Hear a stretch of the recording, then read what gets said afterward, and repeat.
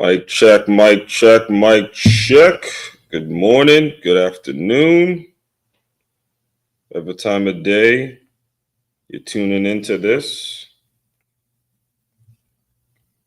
Hope you're having an incredible one. In fact, I know you're having an incredible one because you're up, you're alive, you're around people that you love. Hopefully, you're just not taking the moment for granted. Mic check, mic check. Facebook, what's up? Facebook, what's up? Today, we are simply recapping the entire conversation this week, which is about the difference of being called out or being called up. You got to understand what's really going on with a person, what's really going on with yourself, what's really bothering a person to know the difference of being called out versus being called up. So self is really bothering a person to know the difference. So we're going to dive into all of that today, or not necessarily dive into it, but just recap everything we've been discussing in terms of being called out or being called up. First and foremost, let me just introduce myself to anybody that may be new to me, new to my world, new to what I'm all about. My name is Aswan Crookshank. I am your one and only Move Swiftly speaker, former Division I college football player, and current five-time, very soon to be six-time published author and educator. What I do, what I create a whole system, a whole brand, a whole philosophy that's all about taking the innovative teamwork lessons that you learned on the football field and aligning them with business owners so they have a group of employees and a staff that moves as efficiently and has the same energy, has the same passion, has the same goals, has the same mentality of a championship high school or youth football team. That's what I teach. That's what I've been able to translate from the football world into the business world. Okay, so that is what we do over here in a nutshell. And if you're interested in more in that, actually, you know what? Let me just get through the announcements now before we start our recap. For the day. If you are a business owner and you're interested in here, you like the sound of that, right? You like the sound of that. You like the sound of the idea, the concept of being a person that walks into your business and having a group of employees that has that eagerness to them, that strength to them, that hunger to them. If you like the sound of that, just simply go to freeguide.makeyourmove.com. We have a very simple formula that we use around here. It's number one, you're establishing your measurables. You're knowing exactly what's expected of a person long before. Okay, right from jump, you got to know what the expectation is of a person. You got to make sure they have measurables that they can hit, what the measurables are, how the measurables are going to be effective in the long haul.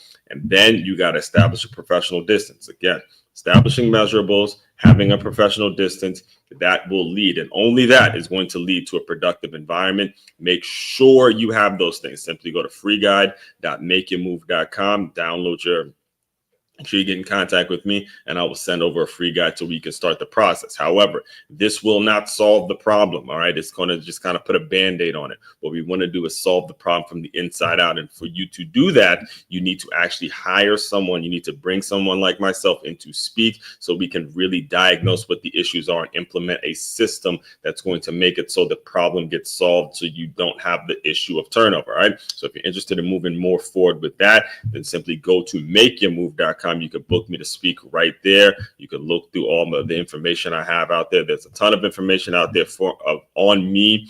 You can order some of the books and merch, all that kind of stuff is available on makeyourmove.com for you to move forward with the employee development workshops and all of that stuff. So all that being said, let's get right into what we're going to be discussing today. We are simply recapping a week of explaining the difference of being called out versus being called up. And when you're talking about this subject of being called out and not called up, it is a very challenging one to see. It's a challenging one because you gotta have a confidence in yourself and a confidence in your decisions that nobody else is going to see. All right. Nobody else is going to understand it. Nobody else but you are going to really understand the decisions that you're making, why you're making these decisions,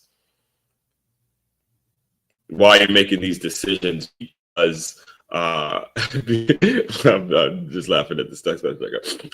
Why you're making these decisions, because nobody is in your own head and nobody has your experiences. Nobody knows you from how you felt as a child to how you're dealing with difficult situations as an adult and how you interpreted what got said to you, how this got said. No one knows your heart like you know your heart. All right. So what's important is that you really give yourself time to reflect. You really give yourself time to think. You really give yourself time to understand how far you may have come, regardless of where your situation is and what you're choosing to say or what you're not choosing to say publicly.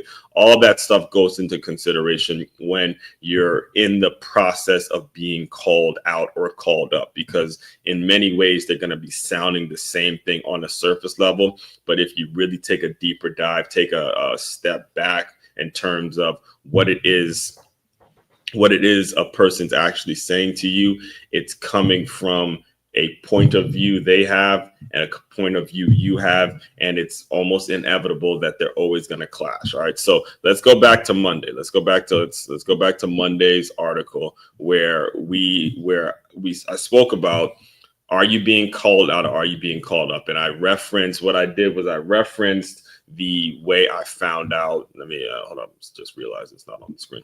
Right. I had come up with the it's up there now. Podcast listeners, it took me some time to just put the article on the screen. So I came up with this week's theme because I was sitting in church with my girl, and it was on the Father's Day sermon, and the Father's Day sermon was all about, it was titled Being a Thermostat Dad, and setting the temperature and, being the person that's coming in and setting the temperature and setting the tone for what it is, the situation is going to be, what life is going to be, and all that stuff. Now, this extends beyond being a father. This actually just extends in terms of how you want to set your brand, how you want to set your business up, how exactly you are planning to live your life and what it is you want to do. So when you look at the difference of being called up or called out, I spoke on the difference, and I'm reading directly from the article now. Says, what's the difference? The question hit me hard during a church sermon I had on Father's Day. The pastor Scott willing to deliver the message. Talking about fathers who, all right. So here's right here where I want to start off the recap. Okay, so he was talking about fathers, those who may feel insecure or unprepared for the responsibility. All right. So it doesn't just have to be fatherhood when it comes to feeling insecure or unprepared for a responsibility. It could come in, you could come in a brand new relationship. It can come in a brand new job that you have. It can come in a new client that you find. It could come in living in a new area. It could come in a situation where now you decided you wanted to move somewhere. Like if you want to look at my situation, I decided that I was going to leave my hometown of Maryland, leave everything I knew, pick up, move to Florida. I was very, very unprepared, insecure. There's a responsibility that I had for my own self-determination. All that stuff came rushing through. So it was one of those things where you're going to feel insecure and unprepared when you're taking on a new role in life. It just simply happens. There's no avoiding it, no way around it. So in his words, some men need to understand that what feels like pressure is really a calling up. That's what you got to understand, is it's not a calling out, it's a calling up. All right, it's a calling up in some ways. Now, sometimes you will get called out because there's plenty of things that I've done the wrong way, that I've managed the wrong way. But calling out and calling up, all of that stuff needs to be discussed. So, boom, light bulb moment. I instantly flashed back to my playing days at Stony Brook. One practice, a player got singled out by a coach in front of everyone. Afterward, I heard the player tell the coach, "Hey, don't ever call me out like that again." That's when it clicked. Being called out is about exposure. Being called up is about elevation. And the truth is, in the moment, it can be hard to tell which one is happening, especially when emotions are high. Here, let me let me simplify it. Being called out, you're not equipped, you don't have the skills, or you're falling short and someone is exposing it. Being called up, you have the ability, but maybe you're not delivering at the standard, or you just haven't found the confidence yet. Someone sees the potential and wants to elevate you. That's the difference. Being called up and being called out are two separate things. So we diagnose that. And the big takeaway, I'll go to Tuesdays. I won't go through the full article. You can go read it on your own, or go back to Monday's episode. But the big takeaway, the simple way of me saying it, explaining it, is you need to be putting yourself in a situation where the people around you, or positioning yourself in a situation where the people around you are helping you to be called up. Okay. Or the people around you, the folks that you have in your circle, the folks that you trust the most, are more so coming at you because they want to see you get better, and they want to see you elevate to levels in life that you could only foresee for yourself, or like you couldn't even see in your own. All right. That's the difference. You need to have the understanding of being called up is who is going to be based on who you have around you, right? It's going to be based on who you have around you. And those are decisions that you can be in control of. You can really do an inventory of your life and say, who's in my life, who's around me, and are they people that are about helping me elevate and go to levels and go to places that I want to be successful, and the places that I've always envisioned myself being. All right. So there's a process towards doing that.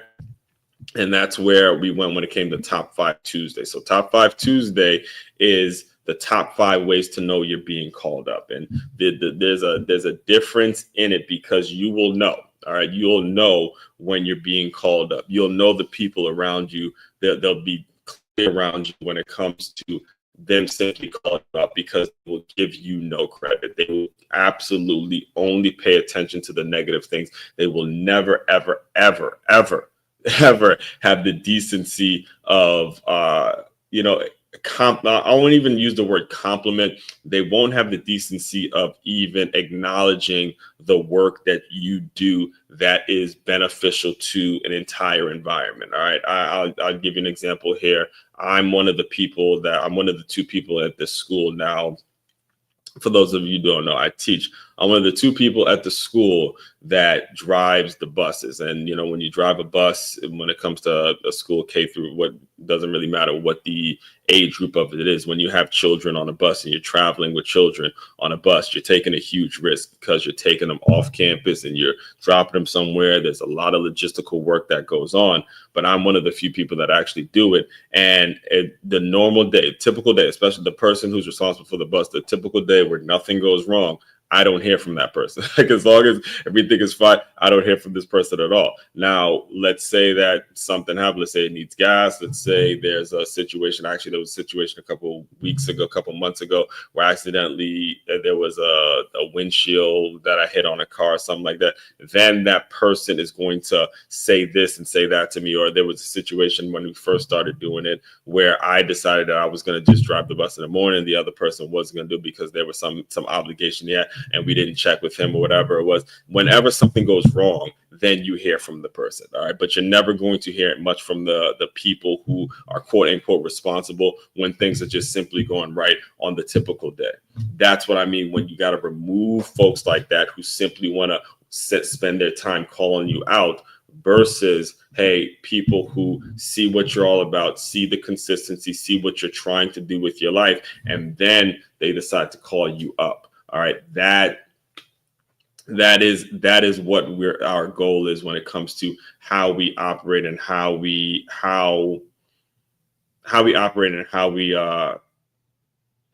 make sure we structure the pieces in our life and the people that are around us. We got to be really, really great at deciphering those folks and deciphering the people who. Oh, let me get some water here. Deciphering the people who are around us, so they understand that. So that's important. So let's get into the top 5. The top 5. Here's was this week's top 5. Number 1, how do we do it? The first thing is that they'll point out again. So the right people, the right folks that are in our life, and the right leaders that we have around us, the very first thing that they're going to point out is a physical attribute. All right. It's a physical attribute or a natural a natural ability to do this thing. And I used the example on Tuesday of a former teammate I had. His name was Kenny. All right. Kenny was an incoming freshman in 2009, and I transferred to Stony Brook in 2009. So he came in, and, he ended up playing pretty much. He started, I want to say he started some games. I know he played a ton for an incoming freshman, right? And it was the first linebacker drill that we had. And, Coach Trick, who was our linebackers coach, the first thing he said to him was, look, you got a nice fat ass with some strong thighs behind you. If you start dropping your hips, because when you make tackles, you drop your hips and you're supposed to drop your hips and have the right technique and all that kind of stuff. He goes, you start dropping your hips and exploding the right way, you're going to put a hurting on some people. You're going to put a hurting on some people. All right. That wasn't him being disrespectful. That was him pointing out a physical attribute that he knew if he can teach him the right way, if he can, show him how it's done, then he's going to be a great player. It's the same thing in business, same thing in whatever field or industry that you choose to work in, that when someone is pointing out a physical attribute or something that you're naturally gifted towards doing, then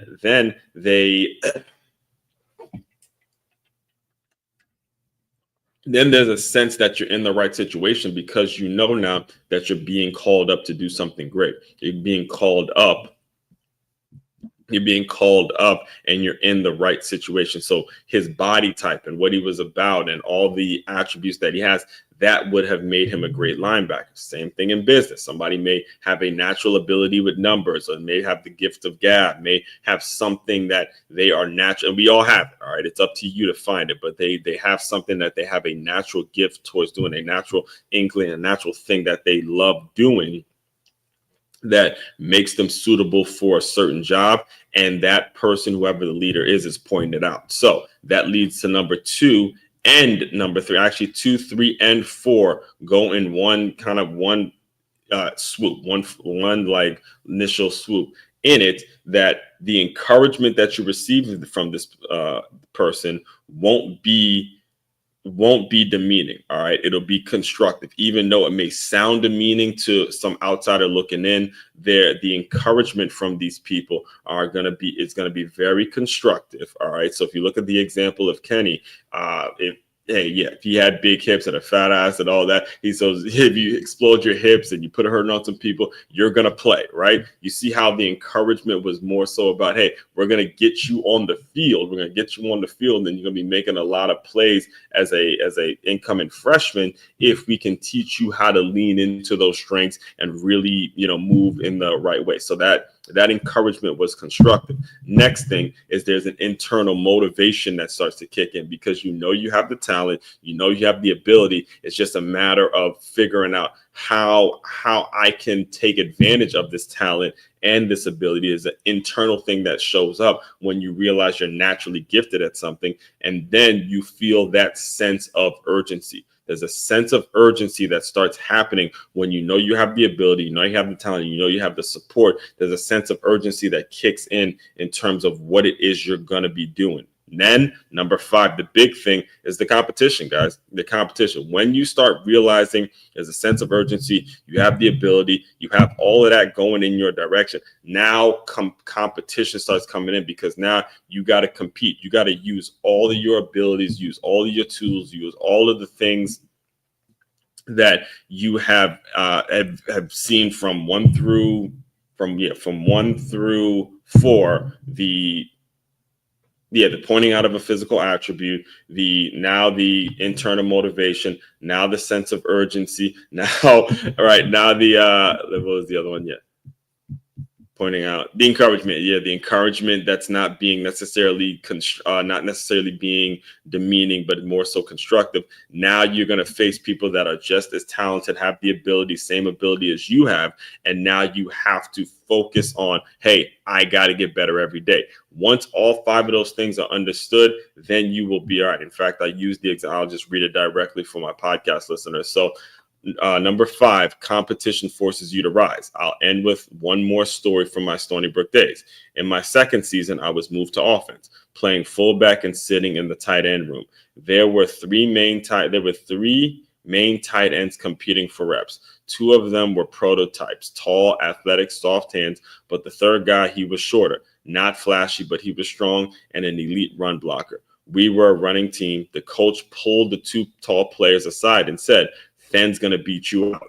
You better run blocking. So Fenn was the shorter guy. He was strong and like an elite run blocker. That's who Fenn was. So when he said Fenn's going to beat you out, he was referring to Chris. His name is Chris Fenelon, I believe, now strength coach for Iowa State. I can't remember. Last I heard he was with Temple. Let me look it up real quick because I remember doing this on Sunday and I cannot remember where he is now. Real quick, let me look this up.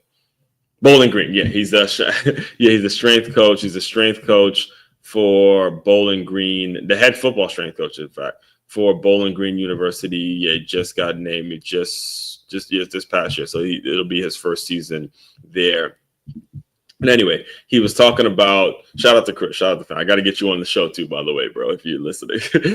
So he was again real strong guy, elite run blocker, and even though the two tight ends were tall, softer hands, and they look like prototypical tight ends, they were told, hey, he's gonna beat you out if you don't start working, if you don't start getting movement on run blocks, he's going to beat you out.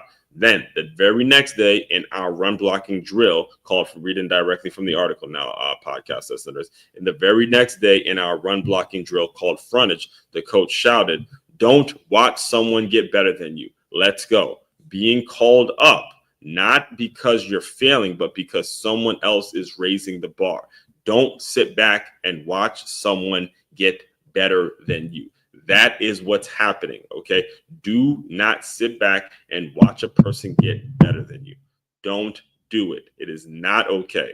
All right, it's not okay to sit back, especially when you know you have the ability, you know you have the encouragement, you know you have the support, you know you have all the things that you need. The competition now starts to rise. So that's what we spoke about, is all 5 of these things are kind of jumbled up and they happen instantaneously when you get called out or when you get corrected, when someone tells you something about yourself that you don't necessarily want to hear, even though it's true and it's right and all that kind of stuff. You don't necessarily want to hear it, but it's a matter of making sure now, is this person now calling me out or are they calling me up? And that's a lot of it is going to be based on your interpretation. A lot of it is going to be based on your faith in God and faith in whatever it is you doing and how much confidence you really have in terms of what it is you say you want to do. You can only lie for so long. You can only bullshit people for so long. You can only, you can only say so much to a person before you realize, hey, I got to start having confidence in myself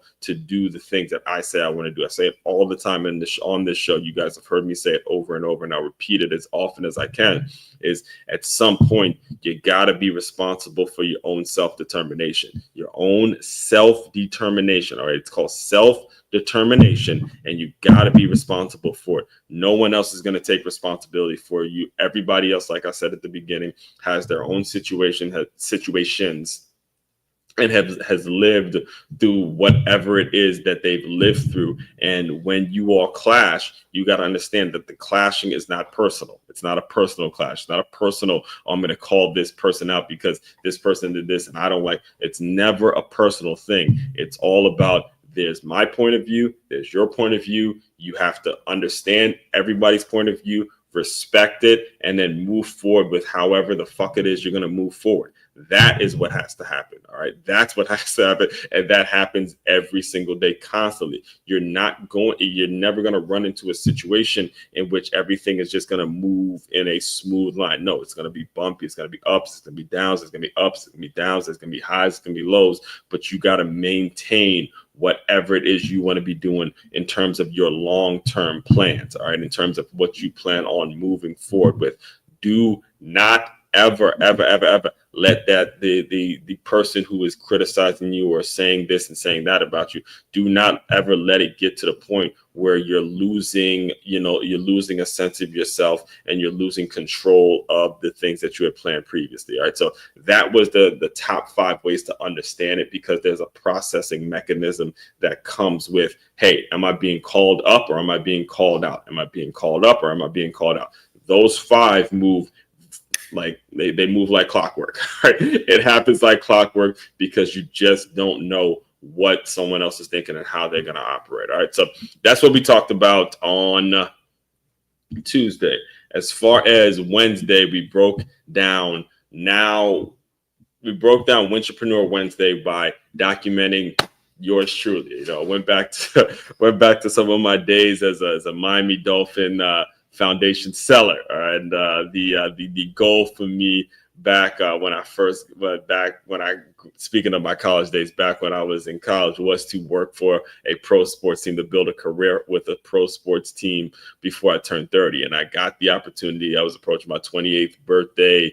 While I was living in St. Petersburg, and then the Miami Dolphins Foundation came with a part-time job offer, just offering something that I could, sell, just do something, right? So no questions asked. I have to take it, move out there, and start building my life out here in South Florida. And I'll read it to you directly.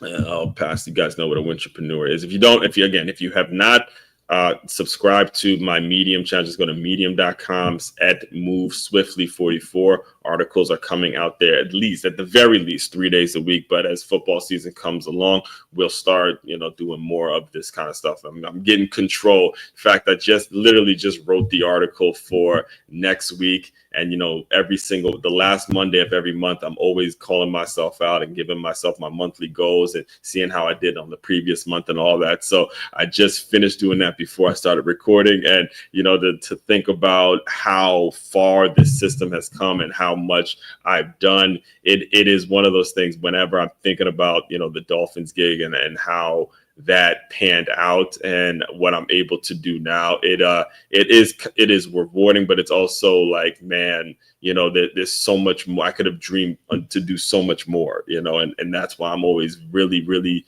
an advocate for encouraging people to not let their current circumstance derail them from whatever their long-term vision needs to be, or whatever their long-term vision is. So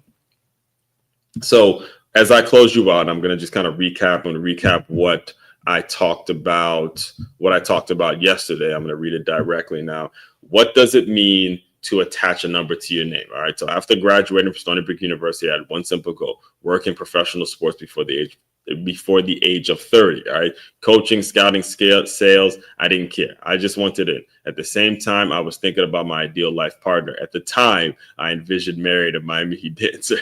No lie. Why? Because I was a huge fan. I dreamed of living in South Florida, and I had landed a job with the Miami Dolphins Foundation doing sales. I was on track, working hard, and slowly checking boxes. During my time with the Dolphins Foundation, the Miami Heat hosted 2 networking events. The first one was a mess, no structure, no formal introductions. You were basically on your own, but I went anyway for the experience and the dancers. Yeah.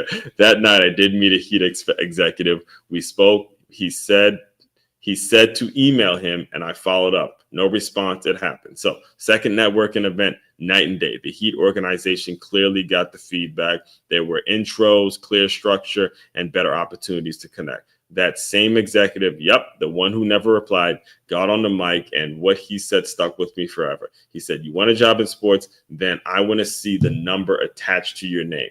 Boom. The crowd lit up, and that was it. That was the truth about sports, business, and life. Numbers matter. It's not about what you say you can do. It's about what you're proven you can deliver on. So what's your number? At the time I heard him say that, I didn't need validation. I had already become one of the top sellers for the Miami Dolphins Foundation across 2 seasons. He may not have replied to my email, but the number spoke. That's what attaching a number to your name looks like. So here's the challenge to every Wintrepreneur reading this. What number can you attach to your name? Sales you've generated, people you've trained, events you've led, clients you've helped, episodes you've dropped. This is how we build credibility. This is how we separate from the crowd. This is how we prove our alignment and back it with performance. You want to be a Wintrepreneur. Don't just show up, track your work, put the numbers so loud that they can't ignore you. Period, point blank, end of sentence. All right. When you're talking about being called up and really knowing the difference and I'll just kind of close you guys out with this, is really track all the stuff you do, track your performance, track what you're all about, and then really ask yourself, are these numbers and everything I'm tracking, is it in alignment with my long-term goals? That's the difference, all right? Because you will meet people on this journey, all right? Great people. Again, there's great people I've met. There's people that, even the people that I don't even bang with, that I genuinely don't like, I consider them great people because they help me decipher the kind of people that I don't want in my business. I don't want in my company. I don't want at all around me, because they have nothing positive and nothing constructive to bring to a community that I'm looking to build, a positive minded thinking community that I'm looking to build. You don't want certain people around you, right? You want to remove yourself from folks around that are not going to be conducive to that development. So I enjoy when I run into folks like that, because I know to remove myself from the situation, not to engage in dialogue. So when you're being called up, understand it's going to be the most challenging and the most difficult things you have to deal with mentally. But on the back end of it, you will start to reach the higher goals that you didn't even know that you could set for yourself. Something I'm living through right now in this moment. I never planned on being in West Palm Beach. The school wasn't even built when I got to Florida. This wasn't even an option. However, the positioning and what I decided that I was going to do in terms of how I wanted to structure my life, I became an ideal person to be at a center like this, where I don't need a teaching certification. I needed to be an entrepreneurial minded person that can come in, create opportunities for myself, create, situations for myself in which I will be better off because I was here. That's the key. You see and you can find opportunities in whatever it is you're trying to do if you have that mindset. But you just got to be patient. You got to be willing to go through some fucked up, like some really, really rough times. And also understand nothing's ever personal. It's only because folks are trying to get you better, or you forget about other people. You in your own heart, you're trying to get better regardless of what the situation is. All right. So all that being said, tomorrow we have another faith-based Friday. Again, film session Saturday, as we always do, and then we'll be back on Stay Hired Sunday. I had to miss it this past Sunday because I went to a baseball game and I could not pass it up. I had to reschedule it. But yeah, we're gonna be diving deep into it, because I had a topic ready and everything ready. It's just the baseball game I went to this past Sunday, we got just went longer than I expected. But we'll be back this Sunday, and then next week I'm diving into my monthly goals for July, and then next week's topic we're talking all about how to go from prompt to product. As you can, let me just show you again, the shirt, rocking the shirt. Get your plus LY Wintrepreneur tees on makeitmove.com. We're gonna be just talking about how this shirt came about and how just going from, again, prompt to product. The AI, it's your employee. It's not your boss. Use AI as an employee and do not use it as it's going to just be your boss in terms of how it is you operate. All right. So all that being said, again, main website to check out to dive deeper into all the work I'm doing. It's makeitmove.com. That's makeitmove.com. One-stop shop for your teamwork and your self-development needs. As one, Crookshank, your one and only Move Swiftly speaker. Check it out. You guys continue to move swiftly. We will talk more soon.